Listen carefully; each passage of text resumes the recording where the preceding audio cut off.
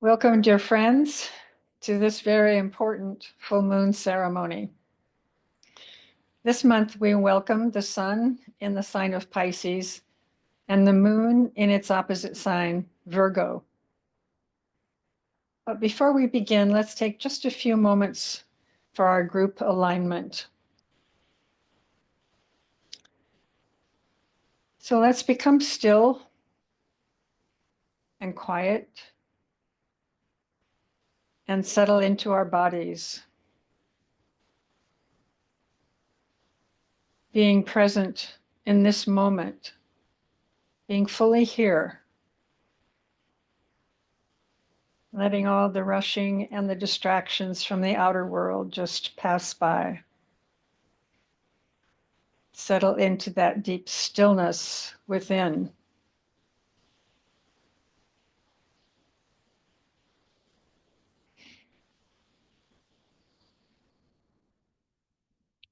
Feel the breath bring you home into your body.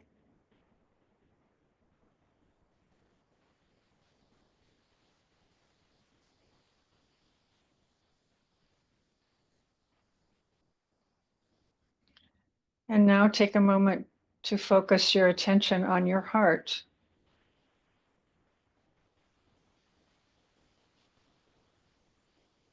This is the home of Christ-like love.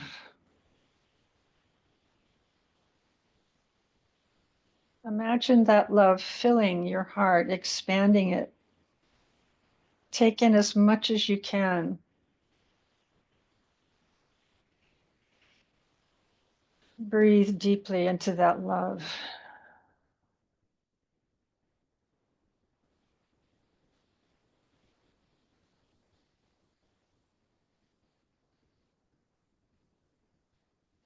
And now in your mind's eye, imagine all of us here today in a circle.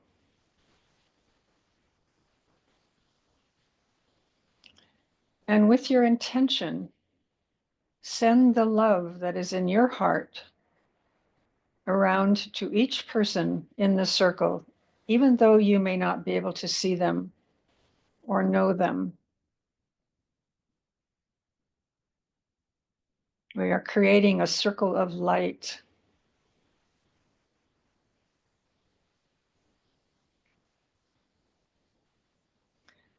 And now imagine all of our lights coalescing in the center of our circle to create a vortex of brilliant light. And we send up with this vortex to the great ones our invocation to pour down upon us the love of the Christ, the energy of Pisces, the energy of Virgo.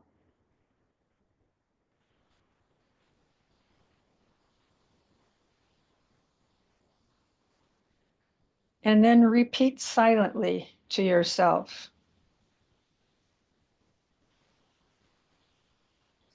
I am one with my group brothers and sisters, and all that I have is theirs.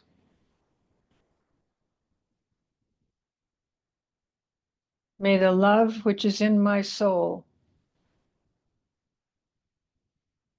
pour forth to them.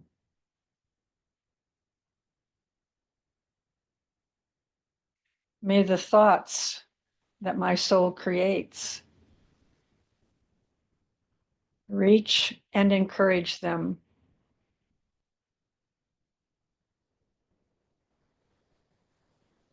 May the strength which is in me lift and aid them. Oh.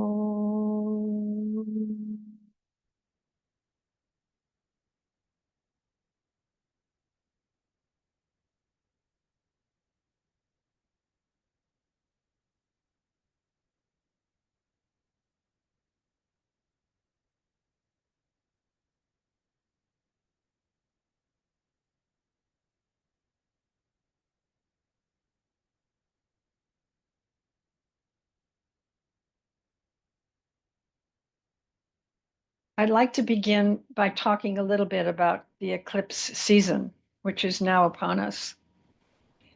This is from the North Point Journal from Pam Younghans. Quote, although the list of planetary aspects is relatively short for this first full week of March 2025, we expect that the month will be memorable for many reasons, most notably because we are now in the eclipse season. Throughout the next 3 to 4 weeks, and especially during the fortnight between the two eclipses, life may seem very surreal, and time could become even more elusive and malleable.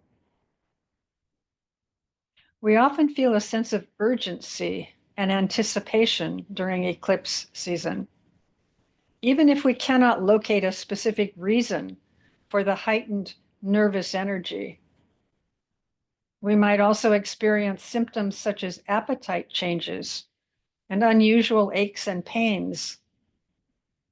These are usually related to a deep clearing and cleansing process on physical, emotional, and spiritual levels.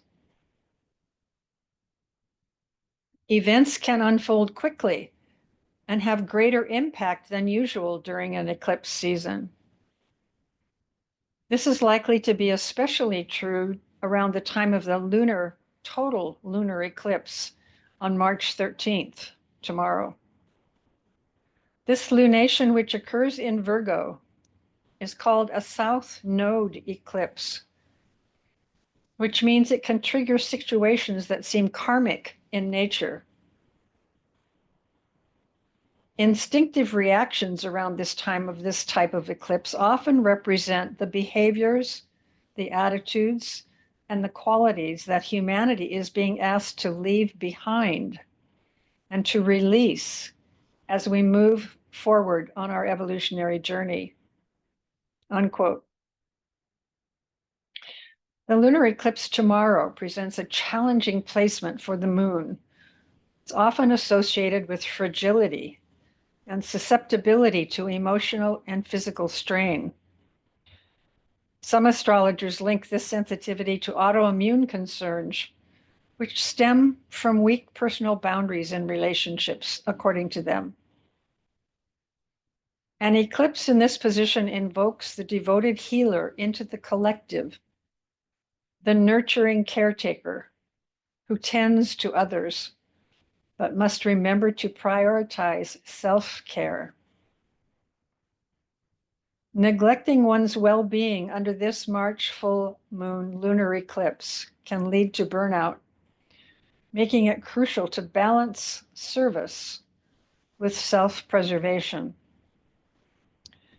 This is a good time to practice diligent self-care. Harder for some of us than for others. Now for some words about Pisces. With the sun in Pisces, we come to the end of the zodiacal year. Just as we celebrate New Year's on our calendars, so we come together tonight to celebrate another ending. We are bringing to a close a year of turmoil, confusion, and uncertainty. But this full moon asks us to use this time to ponder and contemplate what this ending means for all of us. What have we learned? What mistakes have we made?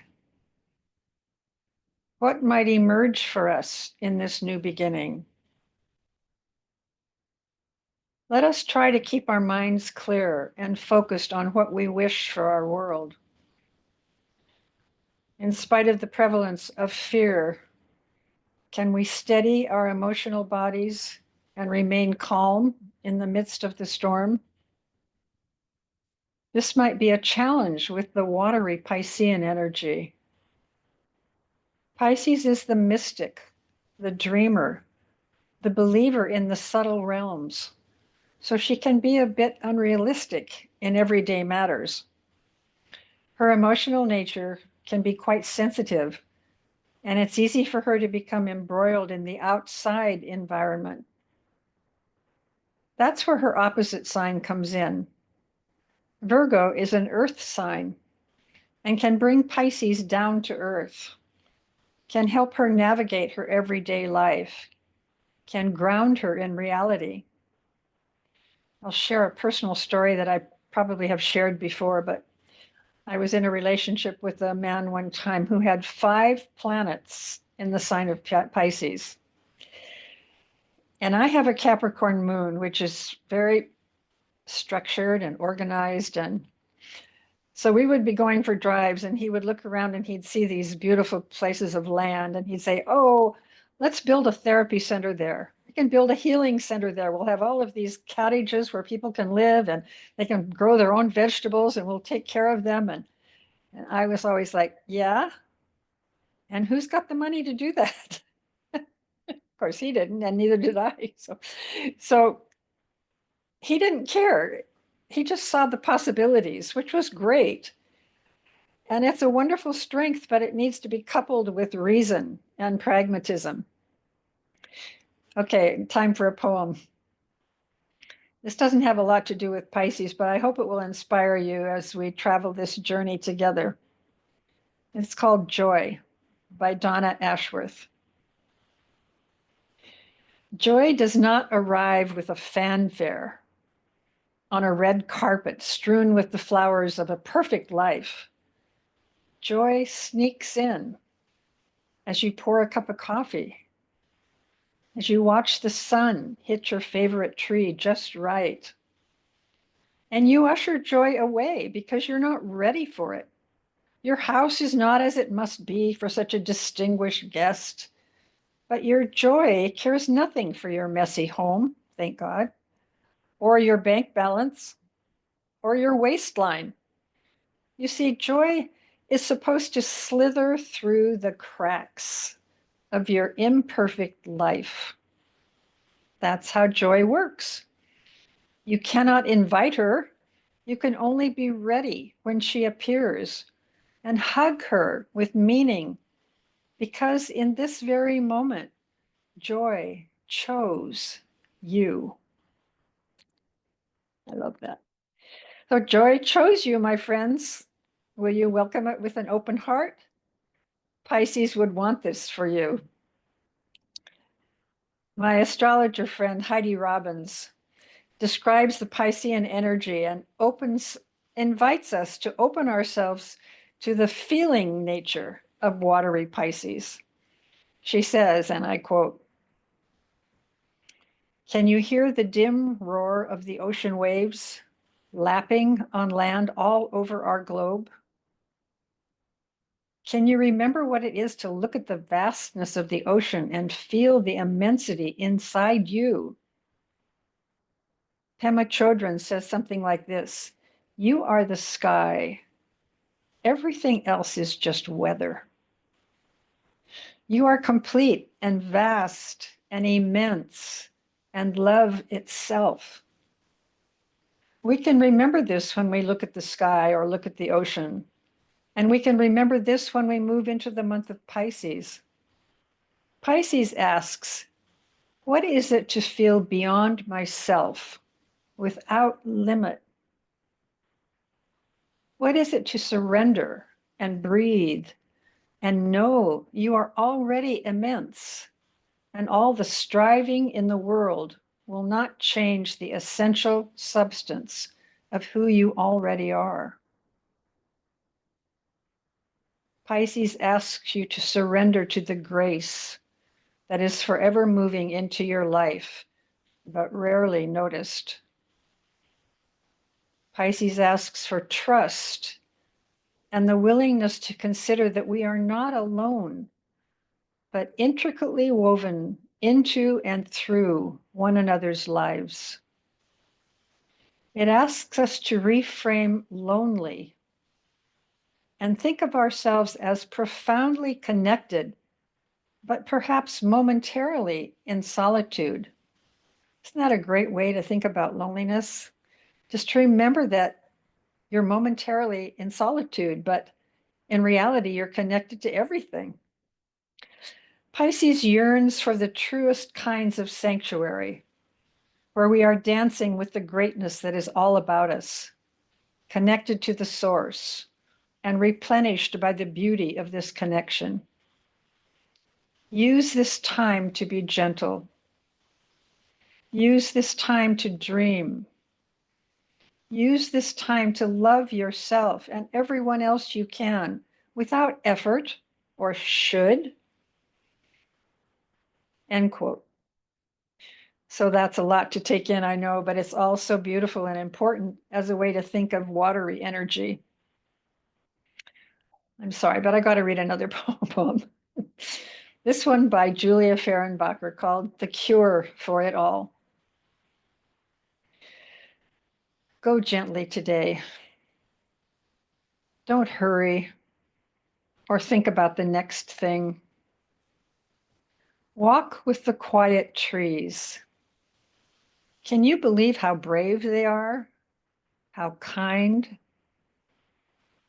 Model your life after theirs. Blow kisses at yourself in the mirror, especially when you think you've messed up. Forgive yourself for not meeting your unreasonable expectations. You are human, not God. Don't be so arrogant. Praise the fresh air, the clean water, the good dogs. Spin something from joy. Allow the river of it all to pulse through eyelashes, fingertips, bare toes. Breathe in, breathe out. Breathe until you feel your bigness, until the sun rises in your veins. Breathe until you stop needing anything to be different. Think about what that would be like, not to need anything in your life to be different. Byron Katie says, if we can't accept the present moment just as it is, we waste all that energy fighting against reality. So is that how we want to spend our energy, fighting against reality? Okay, let's shift gears a bit now, as I'd like to take you on an evolutionary journey from the esoteric perspective as a way of segueing into the sign of Pisces. This perspective assumes a belief in reincarnation. So if that isn't a part of your belief system, then perhaps just look at this as an interesting myth or theory. One of the mantras for Pisces is, I leave the Father's house, and turning back, I save. It's the story of the prodigal son from the Bible. From the esoteric perspective, when a soul incarnates into a human body, it does so with the intention of experiencing physical reality. It wants the experience of physical life, so it can learn how to express its divinity fully through a physical body. It wants to join with the human being and eventually infuse that human being with its qualities. So the human becomes a beautiful expression of the union of spirit and matter, or the divine with the physical. So the soul descends into matter. This is what we call birth. To the soul, this is a sacrifice, a death of sorts, because it must become smaller to be born into a form that limits it. For thousands of lifetimes, the physical being, called the personality or the ego, is in charge, so to speak. It leads and rules the personality. The soul is not yet very active. If you imagine a V, this describes the descent into matter. Leaving the Father's house, spirit, the involutionary arc of the V, going downward into matter. The soul becomes immersed in matter, in physical life. For many lifetimes, it continues its journey deeper and deeper into matter. Or to put it another way, it becomes more and more identified with itself as a body. At some point, it reaches the bottom of the V, meaning it has gone as deeply as it can. What does this look like to the personality? The personality feels like, well, this is all there is. There's nothing outside of me and my body and my personality. It sees nothing greater than itself in the world. It's completely identified with itself as a body.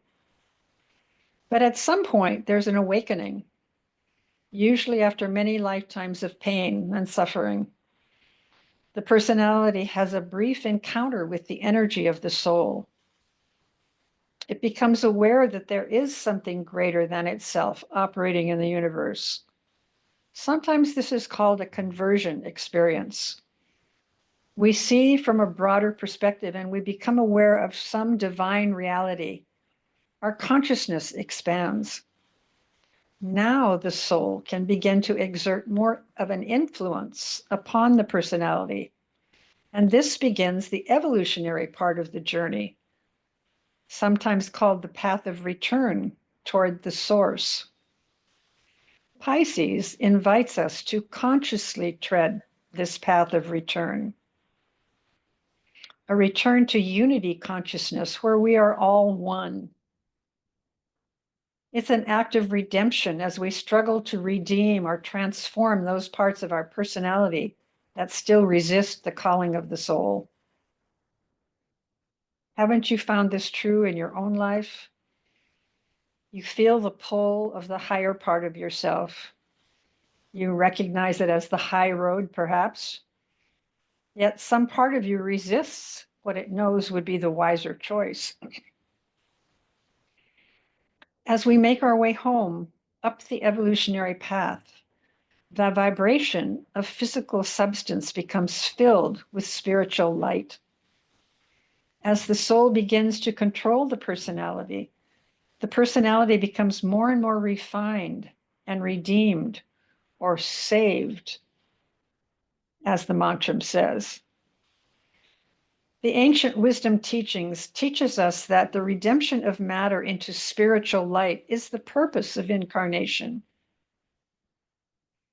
Each step we take towards a deepening connection to our soul, our bodies become more light-filled. We hold less and less of the vibration of physical matter. So this month, let us commit ourselves to using this Piscean energy to bring us closer to home, to our source, to our soul. This is the journey that we are all on, this return to our source. And of course, this is just one perspective, but the experience of union is common to many of the world's teachings. Drink.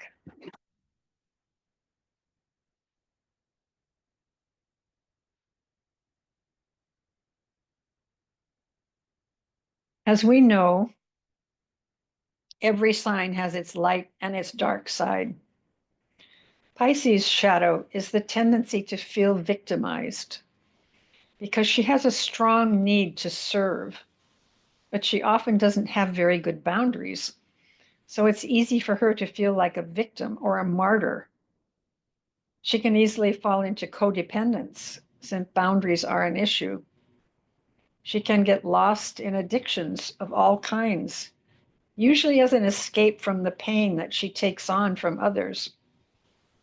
Water signs, so very sensitive emotional nature, can feel easily overwhelmed by other people's energy. So one of the challenges for Pisces is to be able to access her compassionate nature without sinking into victimhood. She needs to allow herself to be vulnerable without becoming a martyr. Can she remain open and receptive without losing her healthy boundaries? That's a challenge for all of us, yes, to keep our hearts open and receptive and still maintain our healthy boundaries. Pisces' tendency is to go with the flow, but the danger is she will fall into avoidance or escapism. Someone described the highest expression of Pisces as the oneness from which all comes and all returns. It is forgiveness, faith, intuition, compassion, spiritual surrender, and unconditional love. It's who we all are without the ego's judgments and fears. It's where the only thing left to do is love and be love. The Course in Miracles says, when you want only love, you will see nothing else. Here's a poem for Pisces by Samantha Reynolds called Love is Not Fragile. Who taught you to be sparing with your love? As though your heart was a bank, as though love could dry up. Nonsense. It's as if the ocean complained it was too wet. Love is not fragile. It's as common as breath. It's play money. It's a race to give more, go first, say it with impunity. You think you will ache with vulnerability, but the strangest thing will happen. You will nearly drown with peace. End quote. Wouldn't that be lovely to drown in peace? Now, just a few words about Virgo. Pisces opposite sign Virgo has a much different energy. It's an earth sign, so it's much more practical and pragmatic than Pisces. While Pisces is related to the heart and unconditional love, Virgo is related to the head and rational thinking. Virgo is logical, analytical, and discerning, while Pisces dreams and feels. Virgo can become obsessed with their own personal journey, but Pisces sees the greater picture of wholeness and oneness with all life. Virgo just wants to study, to learn, to take things in logical order. Pisces trusts the intuitive above any mental agenda. And it's important to remember that it's not about choosing one energy or the other. It's not mental versus heart. It's about blending and joining mind and heart. What would that look like? Well, one would be able to use the discerning mind of Virgo, noticing differences without sinking into judgment. One could serve others from a place of fullness within, holding healthy boundaries so we don't deplete ourselves and become self-sacrificing. We would love and value ourselves as much as we love all creation. The clarity of the mind can join with the wisdom of the heart. So let us realize what is being asked of us this month. Will I cling to the belief that I'm separate?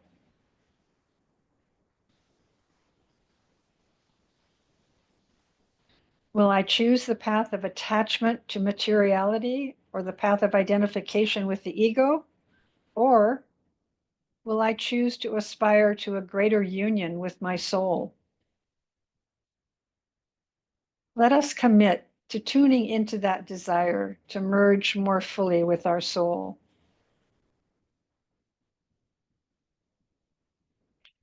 Let us also contemplate this month what it means to come to the end of the yearly zodiacal cycle. Pisces rules the 12th house of the zodiac wheel. It's the last of the houses, so it implies completion. Something is wrapping up this month. Something's ending, culminating. Some project, activity, relationship is coming to a close so that we can begin again in Aries, to plant new seeds and to begin anew. What might that be for you?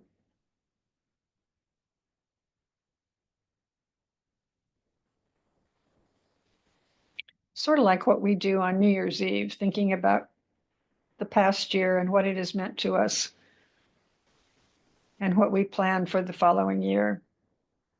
This is just the astrological year. Before we enter our meditation, I want to share one more quote with you that I found very interesting. Dr. Glenn Mendoza says, quote, "The energetic effect of meditating at the time of the full moon is like meditating every day of the month. 10 people meditating together is energetically equal to 100 people meditating on their own." So imagine our little group here, 8 people, still makes 10 times more effect than if we were doing it on our own. So yay for groups. We are powerful more than we can imagine. With that in mind, let us prepare for our guided visualization. Position yourself comfortably if you're not already comfortable, ensuring that your spine is relatively straight.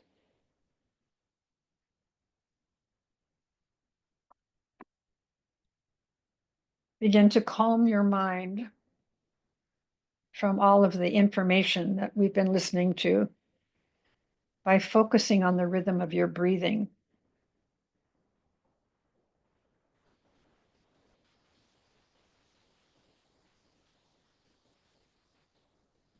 As you observe your breath, note how your body achieves a state of inner composure and tranquility, moving into a state of preparedness.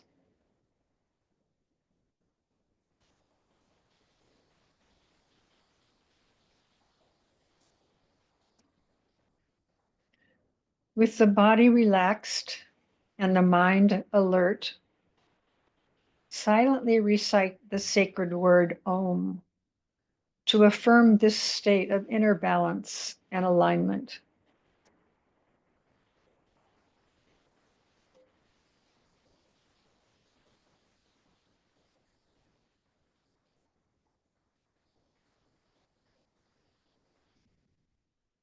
Put your attention now on the heart chakra. This is the seat of loving energy in your body. Breathe the color indigo into your heart center. This is the color of Pisces. See this Piscean energy as Christ-like love, and imagine this unconditional love of the Christ filling your heart space.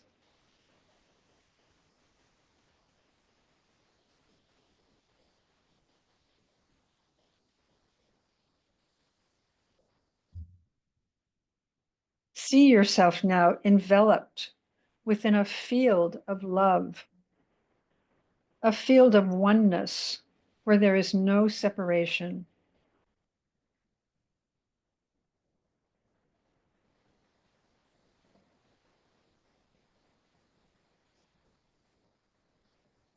Feel that sense of oneness enter you as you inhale. And on the exhalation, notice that loving oneness radiating outward into your environment.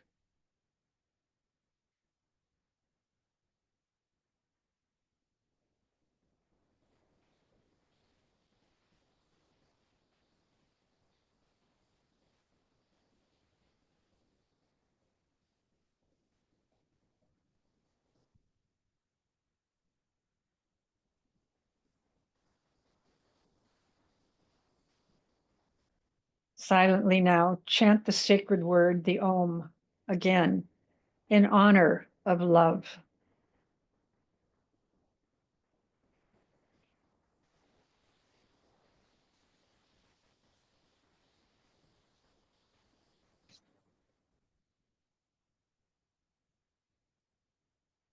Now place your attention on the head center, where the energy of the mind resides.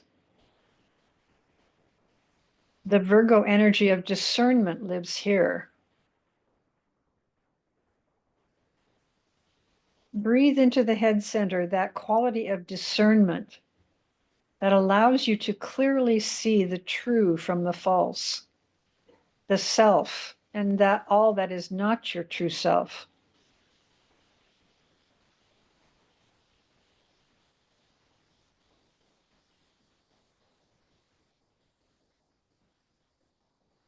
See if you can feel that energy of focus, clarity, and discernment pouring into the mental body.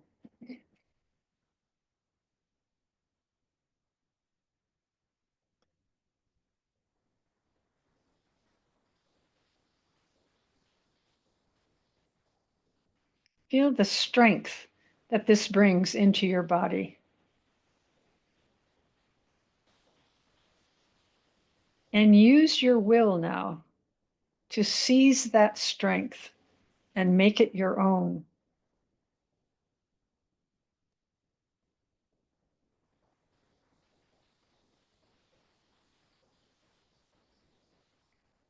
Now breathe a silent Om in reverence to the discerning mind.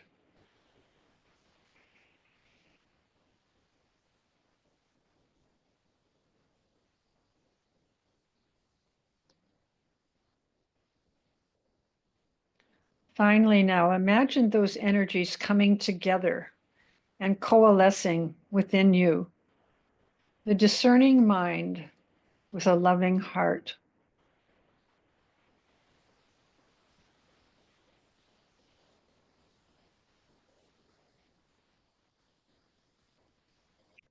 Feel yourself beginning to deeply relax, but notice also that your mind is staying quietly alert.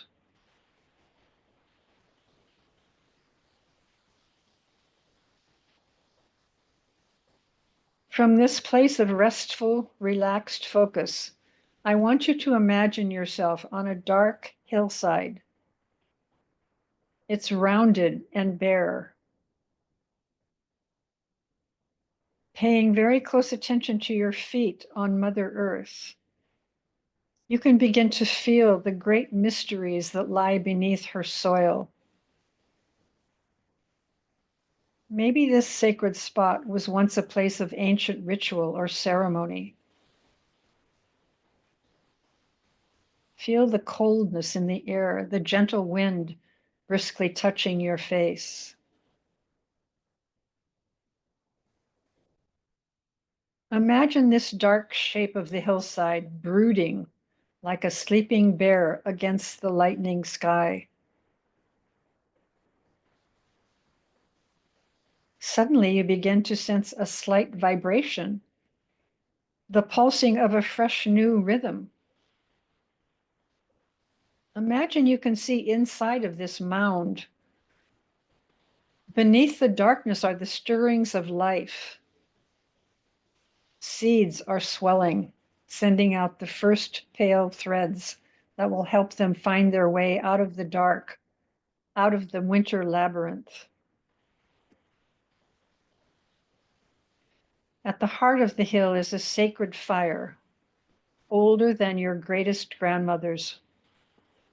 It burns with a clear red flame. Behind the hill, the sun rises, burning with the same red flame, and the goddess speaks. This is a secret, hidden time. Most of my magic is happening beneath the surface of things, and that surface is still rigid with snow and ice and barren cold. But when you look more deeply, you can see that the days are longer. The birds are coming back. The earth is beginning to stir once again. Animals with the wisdom that you human children have forgotten know that spring is near. Now the sleeping ones begin to wake, famished from their long winter sleep. My foods will help you to waken and be nourished, to bring your energies back out into the world after their long season underground. You are all my sleeping beauties. My season is your wake-up kiss. End quote. Let us pause now in silence for just a few moments to consider what energies within you have been lying dormant all these wintry weeks. Are there deep stirrings within you that are preparing to emerge from the soil of your soul? What inside you is ready to burst forth into new life? We'll pause for just a few moments to consider and ponder these questions.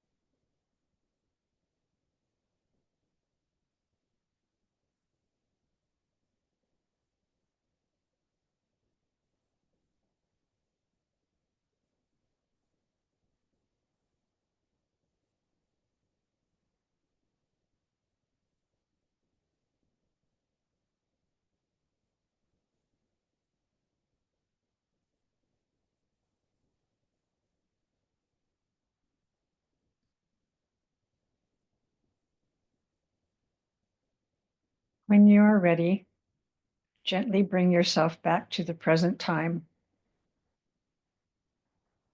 Breathe deeply as the knowledge of new energy awakening your body fills you. Feel yourself sitting in your chair, present to this moment of new opportunity, new growth within you. And when you are ready, gently open your eyes.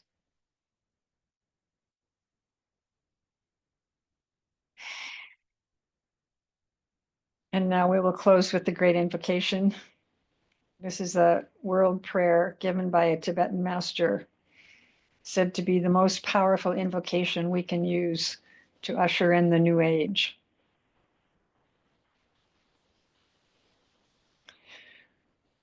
From the point of light within the mind of God, let light stream forth into human minds. Let light descend on earth.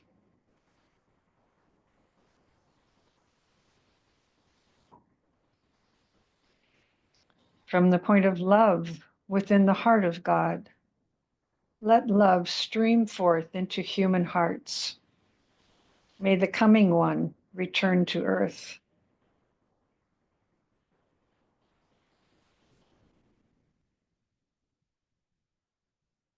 From the center where the will of God is known, let purpose guide all little human wills, the purpose which the masters know and serve.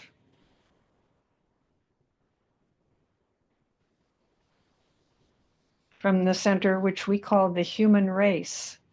Let the plan of love and light work out, and may it seal the door where evil dwells. Let light and love and power restore the plan on earth.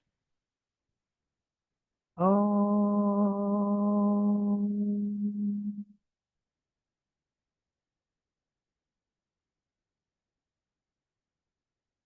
Om.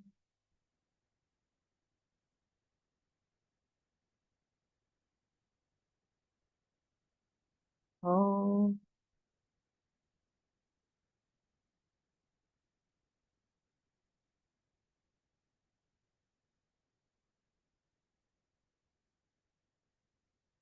Namaste, my friends.